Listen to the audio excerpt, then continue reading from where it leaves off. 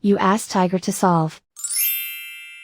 This deals with linear equations with one unknown. The final result is x equals 32. Let's solve it step by step. Group all constants on the right side of the equation. Subtract 9 from both sides.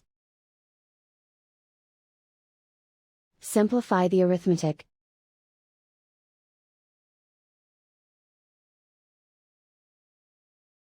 Isolate the x.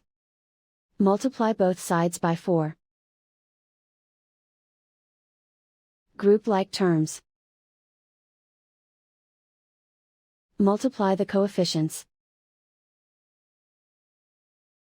Simplify the fraction. Simplify the arithmetic. And so the final result is x equals 32.